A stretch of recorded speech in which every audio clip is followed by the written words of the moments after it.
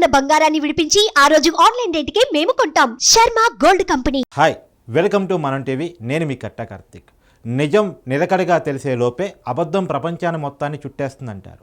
ఎందుకు ఈ సామెత మీకు చెప్తున్నానంటే, నిన్న నుంచి ఒక ఫోటో సోషల్ మీడియాలో బాగా వైరల్ అవుతుంది. చంద్రబాబు గారు అమిత్ షా కాళ్ళు పట్టుకున్నట్టు చూపిస్తున్న ఫోటో నిన్న నుంచి బాగా వైరల్ అవుతుంది. నిన్న సాయంత్రం నుంచి ఈ ఫోటో సోషల్ మీడియాలో బాగా వైరల్ అవుతుంది. ఇది నిజమా అబద్ధం? అసలు ఈ ఫోటో కథ ఏంటి అది మీకు చెప్పే ప్రయత్నం చేస్తాను. అయితే నేను చెప్తున్నాను, ఏ మాట చెప్పినా ఆధారాలతో చెప్తాను. కార్తీక్ ఊరికే చెప్పడు. అమిత్ షా గారి నివాసంలో, అంటే కేంద్ర హోంశాఖ మంత్రి అమిత్ షా గారు, అలానే బీజేపీ నేషనల్ ప్రెసిడెంట్ నడ్డా గారితో నిన్న చంద్రబాబు గారి భేటీ జరిగింది.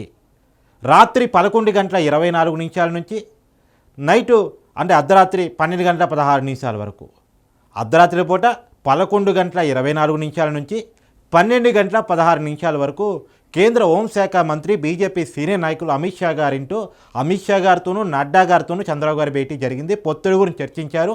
దాదాపు ఫైనల్ కంక్లూజన్స్కి వచ్చేశారు. ఇలా పవన్ కళ్యాణ్ గారు కూడా ఢిల్లీ వెళ్తున్నారు. రేపు అఫీషియల్గా బీజేపీ, టీడీపీ, జనసేనకు సంబంధించిన పొత్తు ప్రకటన పవన్ కళ్యాణ్ గారు ఢిల్లీ వేదిక నుంచే చేసే అవకాశం కనపడుతూ ఉంది. సరే, ఇది పక్కన పెడితే పొత్తులు కుదుర్చుకునే దాంట్లో భాగంగా అమిత్ షా గారి కాలు చంద్రబాబు గారు పట్టుకున్నారా? ఇందాక మీకు చెప్పాను, అమిత్ షా గారి నివాసానికి చంద్రబాబు గారు రాత్రి 11:24 నుంచి గడపడం జరిగింది ఆయన ఇంట్లో. అయితే ఈ ఫోటో నిన్న ఈవినింగ్ 5 నుంచే తిరగడం స్టార్ట్ అయిపోయింది. అమిత్ షా గారిని ఆ ఇంటికి పోవడం జరగలేదు, కలవటం జరగలేదు. కానీ అంతకు ముందు నుంచే ఈ ఫోటో సోషల్ మీడియాలోకి వచ్చేసింది. అసలు ఈ ఫోటో కథ ఏంటో మీకు చెప్పే ప్రయత్నం చేస్తాను. ఇది చంద్రబాబు గారు యోగా చేసుకున్నటువంటి ఫోటో. యోగా చేసుకుంటున్నటువంటి దాన్ని ఒక ఫోటోగా తీశారు. తర్వాత ఇది అమిత్ షా గారు వాస్తవానికి బీజేపీ సీనియర్ నాయకులు మురళీ మనోహర్ జోషి గారికి వందనం చేస్తున్నటువంటి ఫోటో, అభివాదం చేస్తున్నటువంటి ఫోటో. సో ఆయన బీజేపీలో మురళీ మనోహర్ జోషి గారు అంటే అద్వానీ గారు బ్యాచ్, అద్వానీ గారు, మురళీ మనోహర్ జోషి గారు వాళ్ళ బీజేపీకి చాలా పెద్ద లెవెల్ లీడర్స్.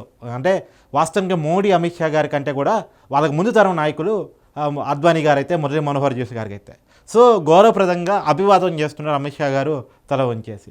అప్పటి ఆ ఫోటోని చంద్రబాబు గారు యోగా చేస్తున్నప్పుడు ఫోటోని కలిపేసి, తర్వాత ఫోటోషాప్లో తెలుసు కదా, సో అలా కలిపేసి ఒక ఫోటోని క్రియేట్ చేసి ఈవినింగ్ నుంచి వదిలేశారు.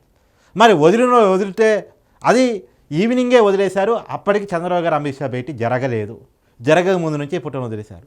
నమ్మించాలంటే భేటీ జరిగిన తర్వాత వదిలితే బాగుండేది, కానీ జరగక ముందు నుంచే ఈ ఫోటోని వైరల్ చేయడం స్టార్ట్ చేశారు. ఎప్పుడో రాత్రిపూట 11:24 చంద్రబాబు గారు అమిత్ షా గారితో భేటీ అవటం స్టార్ట్ చేస్తే, ఈ ఫోటో మాత్రం ఈవినింగ్ 5 నుంచే 6 నుంచే సోషల్ మీడియాలో బాగా వైరల్ కావటం స్టార్ట్ అయింది.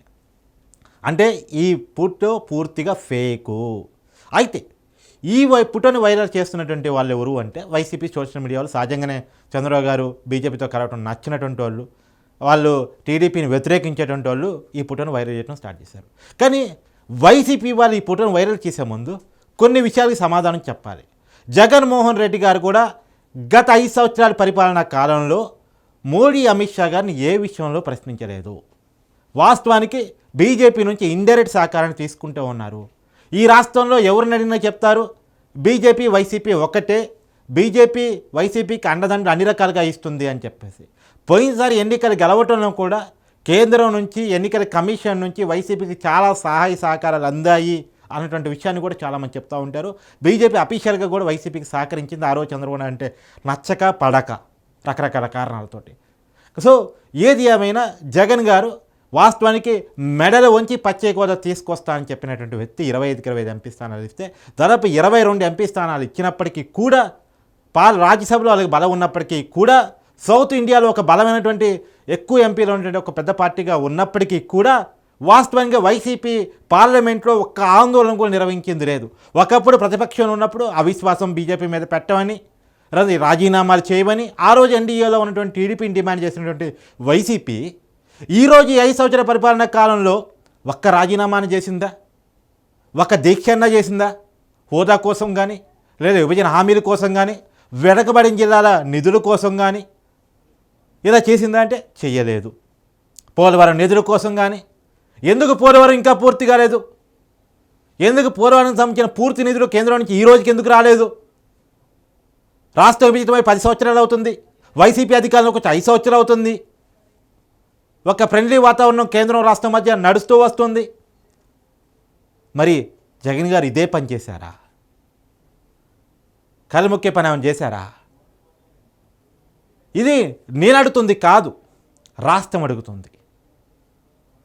పోలవరం గురించి రాష్ట్రం అడుగుతుంది, విభజన హామీల గురించి రాష్ట్రం అడుగుతుంది, పశ్చిమ గోదావరి గురించి రాష్ట్రం అడుగుతుంది, రైల్వే జోన్ గురించి రాష్ట్రం అడుగుతుంది, పశ్చిమ నుంచి ఉత్తరాంధ్ర అడుగుతుంది.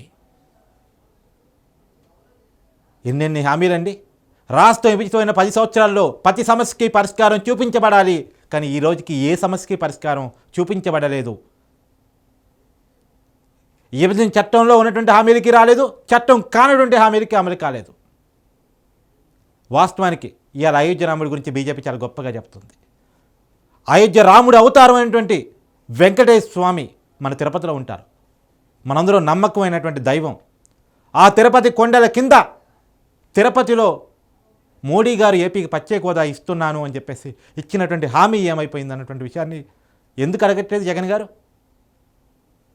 దానికోసం ఎందుకు పోరాటం చేయట్లేదు? సరే, వైజాగ్ స్టీల్ ప్లాంట్ ప్రైవేటీకరిస్తామంటే ప్రైవేటీకరించమనేటువంటి ఒక హామీనన్నా జగన్ గారు పట్టుకొచ్చారా? మీరు అడగొచ్చు, ఆ హామీలను తీసుకొని చంద్రబాబు గారు బీజేపీతో పొత్తు పెట్టుకున్నారా అని. సరే, చంద్రబాబు గారిని అడిగే చంద్రబాబు గారిని అడుగుదాం. కానీ ఈ ఫోటోను వైసీపీ వైరల్ చేస్తుంది కాబట్టి, వైసీపీ ఈరోజు అధికారంలో ఉంది కాబట్టి, వైసీపీ టీడీపీ బీజేపీ పొత్తు గురించి మాట్లాడుతుంది కాబట్టి అడగాల్సిన పరిస్థితి వచ్చింది కాబట్టి అడుగుతున్నాం. ఇది నేను మాత్రమే కాదు, వాస్తవానికి జగన్ గారి సొంత సోదరి షర్మిలా గారు కూడా అడుగుతున్నారు. ఏమని అడుగుతున్నారు? అన్న, అంబానీ కుటుంబానికి నువ్వు రాజ్యసభ ఎందుకు ఇచ్చావు? అంబానీ కుటుంబానికి గుజరాత్కి ఏపీకి ఎక్కడ సంబంధం కుదిరింది? త్రూ అమిత్ షా గారు కాదా? త్రూ మోడీ గారు కాదా? మోడీ గారు అమిత్ షా గారి ద్వారా కాదా నువ్వు అంబానీ కుటుంబానికి రాజ్యసభ ఇచ్చింది?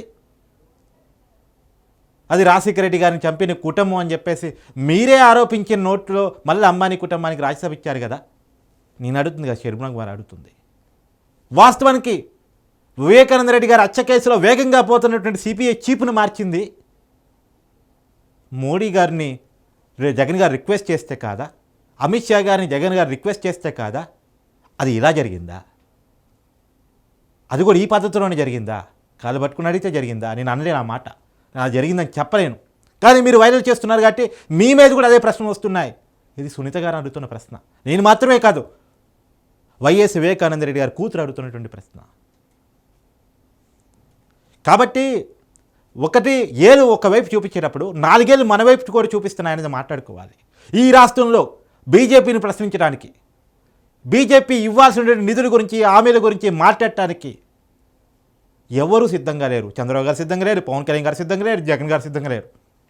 కానీ ఒకరినొకరు ఈ విషయంలో తిట్టుకోవడానికి మాత్రం సిద్ధంగా ఉంటారు.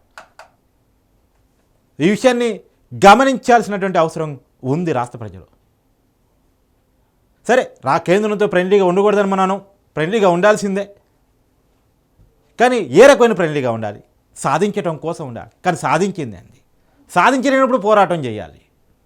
కానీ పోరాటం చేసింది ఏది అంటే జగన్ గారి మీద ఒక అపవాదం ఉంది. ఆయన కనుక పోరాటం చేస్తే, బీజేపీని ప్రశ్నించడం స్టార్ట్ చేస్తే ఆయన మీద 32 ఛార్జ్ షీట్లు ఉన్నాయి కాబట్టి, ఆయన సోదరుడు వివేకానంద రెడ్డి గారి హత్యకి విషయంలో అవినాష్ రెడ్డి గారి మీద కూడా కేసు ఉంది కాబట్టి, ఇవన్నీ బయటకు వస్తే వాళ్ళ ఫ్యామిలీ జైలుకి పోవాల్సిన పరిస్థితి వస్తుంది కాబట్టి, జగన్మోహన్ రెడ్డి గారి సాక్షాత్తు ఆయన మీద ఉన్నటువంటి అవినీతి కేసుల్లో ఆయన కూడా జైలుకి పోవాల్సి వస్తుంది కాబట్టి ప్రశ్నించట్లేదు బీజేపీ అన్నటువంటి ఒక అపవాదం ఉంది. అది అవునా కాదా? ఎందుకంటే ప్రశ్నించట్లేదు కాబట్టి అది నిజమని నమ్మే పరిస్థితికి వచ్చేసాం. ప్రశ్నించుంటే అలా ఎలా మా సీఎం గారు ప్రశ్నిస్తున్నారు చూడు కేంద్రాన్ని, మోడీ గారిని గట్టిగా ప్రశ్నిస్తున్నారు చూడు. నిన్న బడ్జెట్లో కేంద్రాన్ని పొగుడుతున్నారు జగన్మోహన్ రెడ్డి గారు. నిన్న అసెంబ్లీలో పెట్టిన బడ్జెట్లో బీజేపీని, కేంద్రాన్ని పొగుడుతున్నారు జగన్ గారు. ఎందుకు అలా పొగడాల్సిన పరిస్థితి? ఒకవైపు బీజేపీతో టీడీపీ పొత్తు పెట్టుకోవడానికి ప్రశ్నిస్తుంటారు, ఇంకోవైపు అదే బీజేపీని అసెంబ్లీలో సపోర్ట్ చేస్తా భలేగా కేంద్రం మనకేదో నిధులు ఇస్తుంది, మనకేదో గొప్పగా సహకరిస్తుంది అనేటువంటి విషయాన్ని చెప్తూ ఉంటారు. ఏది నిజం? బీజేపీ సహకరించట్లేదని నిజమా, బీజేపీ సహకరిస్తుంది అన్నది నిజమా? ఏదో ఒకటే కదా నిజం కావాల్సింది. అంటే అవసరానికి అబద్ధం, ఇది కరెక్ట్ కాదు. కాబట్టి ఇలాంటి ఫేక్ ఫోటోలు ప్రచారం చేయటం మానేయాలి. ఇది ప్రజలకి తప్పుడు సంకేతాలు పంపించినట్టు అవుద్ది. మన నాయకుల్ని, మన తెలుగు నాయకుల్ని మనం అవమానించుకుంటూ అవుతుంది. అది జగన్మోహన్ రెడ్డి గారి మీద టీడీపీ వాళ్ళు చేసినా, టీడీపీ చంద్రబాబు గారి మీద వైసీపీ వాళ్ళు చేసినా ఇదైతే కరెక్ట్ కాదు. ఈ రకమైనటువంటి రాజకీయాలు నిజంగా ఏ నాయకుడు చేసినా మనం క్షమించాల్సిన అవసరం లేదు. మన తెలుగుదనాన్ని, తెలుగు విషయాల్ని తాకట్టు పెట్టేసి వందనాలు, పాదాభివందనాలు చేయాల్సినటువంటి అవసరం లేదు అనేటువంటిది నేను క్లియర్ కట్గా చెప్తున్నా. ఇదైతే ఫేక్ ఫోటో. ఇలాంటి ఫేక్ ఫోటోని వైరల్ చేస్తున్నటువంటి వాళ్ళ మీద చర్యలు తీసుకోవాలని చెప్పేసి నేనైతే డిమాండ్ చేస్తున్నాను. Thank you.